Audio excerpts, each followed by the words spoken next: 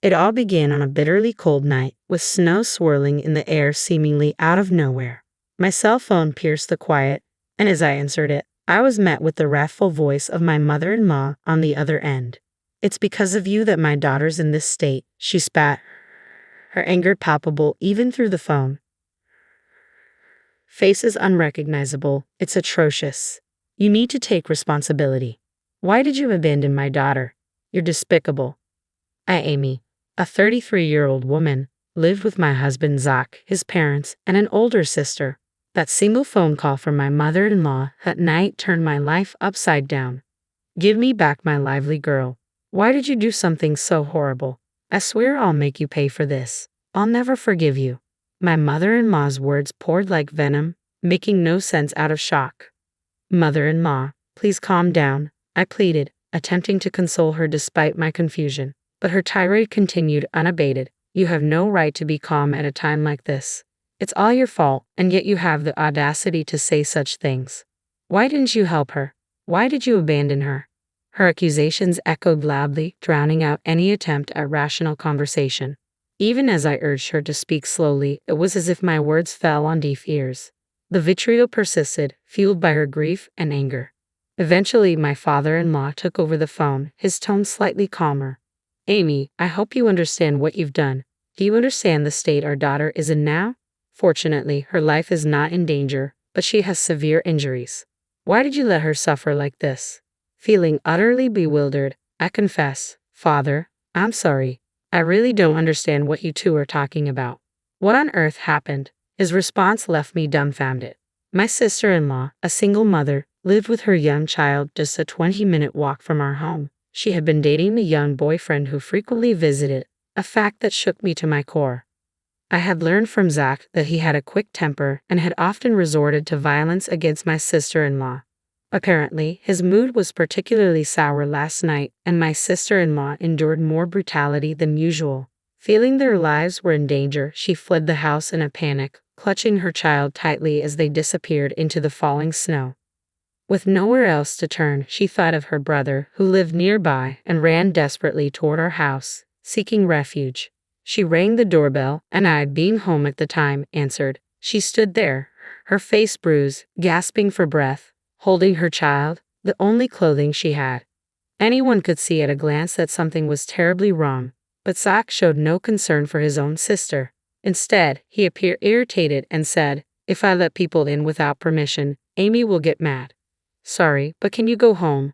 She's scary when she's angry. You understand, right? Please leave." With that, he turned her away. My sister-in-law couldn't believe her brother's callousness, but she was in immediate danger and needed to find somewhere to hide. In tears, she begged him to at least lend her money for a hotel. But Zach's response was even more shocking. "There's no way I have that kind of money. There's money in the house, but there's no way Amy would let me use it without permission. If I did something like that, she'd divorce me. Sorry, but could you try somewhere else? It's cold, so I'm going in. See you." And with that, he closed the door, leaving my sister-in-law and her child in utter despair. They trudged back through the snow, fearing they would freeze to death, and reluctantly returned home, only to face even worse violence from her enraged boyfriend. She was beaten until her face was unrecognizable, and her child was kicked until losing consciousness.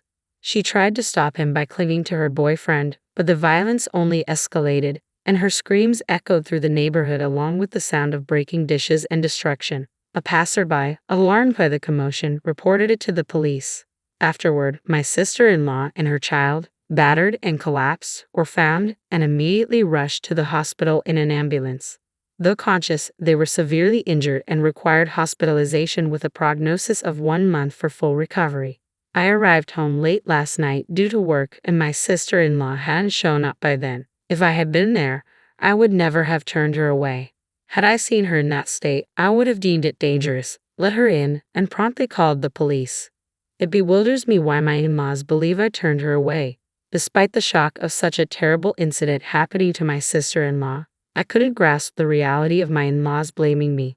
I felt deeply confused, especially under my father-in-law's relentless accusations. I knew I had to clear up the misunderstanding. Frantically, I explained that I wasn't home when my sister-in-law came by. I had been working late at the cafe run. If I had been home, I would have noticed her unusual behavior and let her in. I would never turn her away. Please give me some time to figure out what happened. Although he wasn't convinced, he seemed to cool down and hung up the phone. That day, I was working late at my cafe, developing a new menu. I had informed Zach about the expected time I'd be home, but I ended up working longer. I missed the last subway and had to take a taxi, not arriving home till past midnight. When I got home, I saw Zach, but he didn't mention a thing about his sister. I was confused about his actions. However, when I confronted him after he came home from work that night, his response was shocking. I could tell something was wrong when she showed up, but I was just about to enjoy my beer, and it was cold outside, so I wanted to close the door quickly. Plus, I didn't think there was anything I could do about it. I couldn't hide my anger at his selfish excuse. Didn't you feel anything seeing her like that? Why couldn't you at least let her in? She's been through a lot since you turned her away.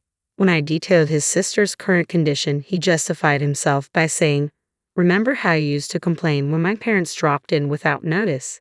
I thought I was being considerate by not letting her in, thinking you wouldn't like it. What did I do wrong?" It turned out he had assumed that I would be bothered if his sister showed up unannounced and turned her away. I asked him another question. "Why did you lend her any money? You could have done that much, couldn't you?" He responded, "I was taken aback when she asked for money. I was short on cash right before payday, having recently lost money playing slots, and I hardly had $10 in my wallet. If I gave her household money, I knew you would get mad, so I refused." I don't see anything wrong with what I said. I defended myself. I was speechless, completely shocked. I had always thought he was a bit self-centered, but he also had many good qualities. I had been giving him the benefit of the doubt, but I realized it was a terrible mistake. He was incapable of making sound decisions because he always put himself first. He had no compassion for others, not even a bit of kindness, and he was foolish enough to prioritize his drinking over his own sister's distress. But it was too late to realize this now. He didn't seem to feel guilty or responsible at all about his sister being rushed to the hospital. From my perspective, she would have ended up like this anyway, no matter where she ran off to. On the bright side, she's safe in the hospital now. We're both safe, all thanks to me, right? He was talking about it as if it was someone else's business. His heartless remarks were making me feel like I was losing my sanity, so I decided not to talk to him any longer, holding back my anger. I reported to my father-in-law about Zach's irresponsible behavior towards his sister the previous night. Upon hearing my words, Zach's father lost his composure in a fit of rage. He exclaimed, "There's no way my Zach would do such a thing to his own sister. You're lying. Stop making up stories, Amy. Are you trying to make Zach the worst just to escape your own guilt? If you're going to spew such nonsense, then show me some proof." He refused to listen to me at all and again blamed me for everything. I endured his accusations while desperately trying to figure out how to prove my innocence. If things remained this way, I would be branded a monster while Zach, the real culprit who drove his sister away, would live on without any sense of guilt or retribution. This was a situation I could not tolerate. After much thought, I remembered that my sister-in-law had arrived at our home around 9 p.m. that night. I found something that could prove my innocence. My shop was equipped with a security camera. The footage clearly showed me working alone until around 11 p.m. that night. Armed with this footage and another piece of evidence, a taxi receipt that showed the time I got home, I went to my in-laws and proved that I wasn't at home when your daughter came home. Do you believe me now? It was probably something they didn't want to believe, but faced with clear evidence, they had no choice but to accept it. Zach's father, his hand trembling, muttered, though Amy wasn't home then.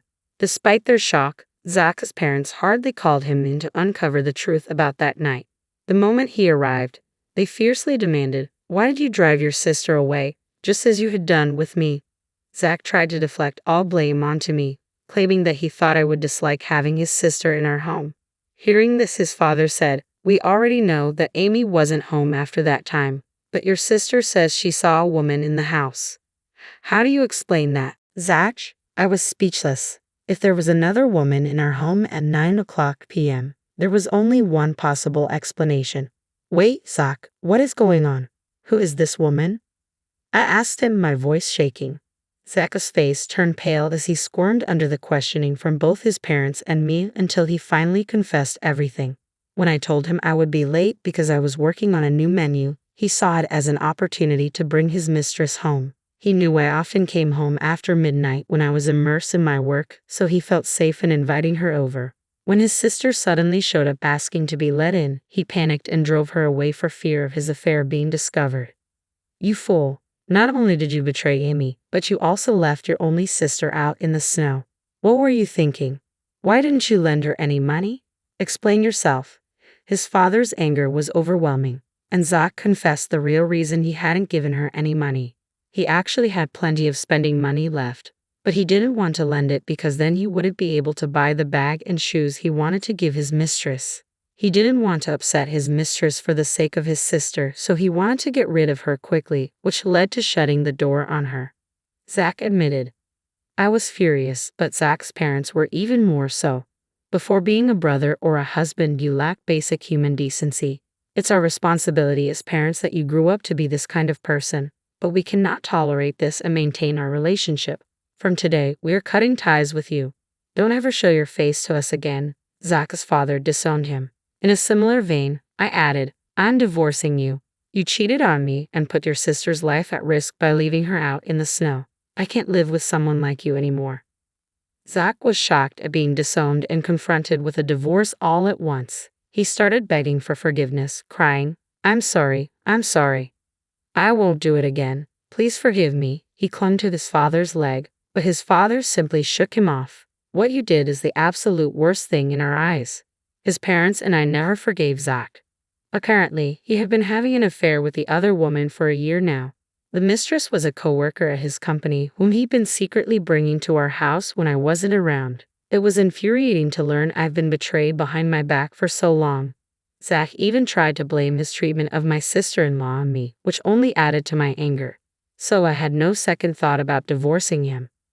I made Zach sign the divorce papers and immediately submitted them. Right after, I headed to a law firm, hired a lawyer, and filed for substantial damages from both Zach and his mistress. I also called Zach's boss, who had been our matchmaker at our wedding, and reported through my tears that we were getting a divorce. I told him everything about Zach's affair and his mistress. Zach's boss, a man who despised anything against human decency, had repeatedly told Zach at our wedding to never betray his wife. As expected, he was furious when he learned about the infidelity. Word reached upper management, and on his boss's advice, Zach was transferred to a branch office in the countryside. His mistress was moved to a different department where she was made to sort documents all day. However, my sister-in-law's revenge against the two was even more ruthless. Still suffering from the after-effects of her injuries, she deeply resented Zach's actions that day. To vent her hatred, she did something even more extreme than what I did.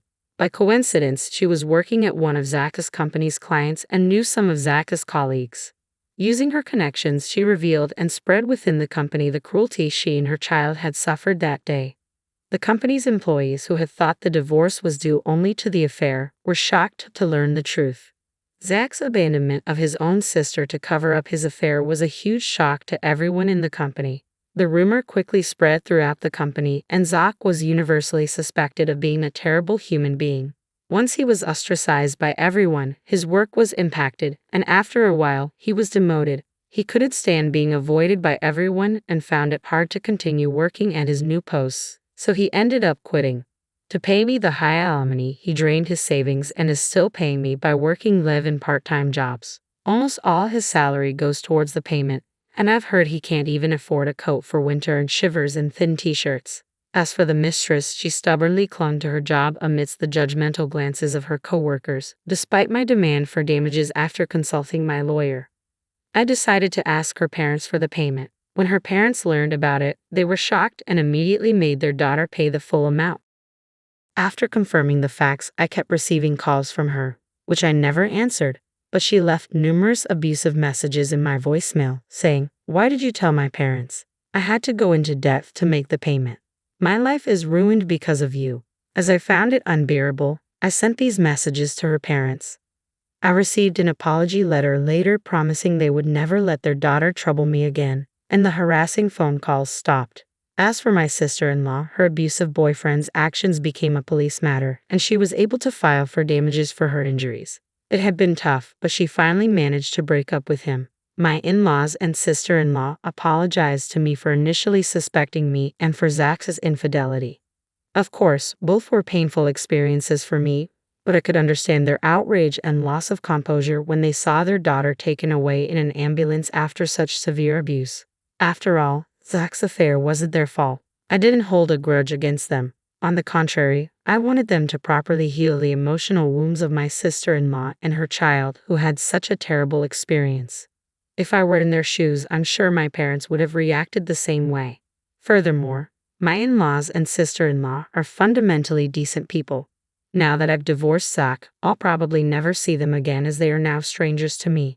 But I sincerely wish them well and hope they take care of themselves. I moved closer to the cafe run since it's within walking distance. I no longer have to worry about the last train, and I can devote my time to coming up with new menu ideas. Though I was thrown around by unexpected events, I probably wouldn't have been happy if I continued to be married. There are things one must never do as a human being. I firmly intend to always keep that in mind and live a life I can be proud of. That's what I strongly believe.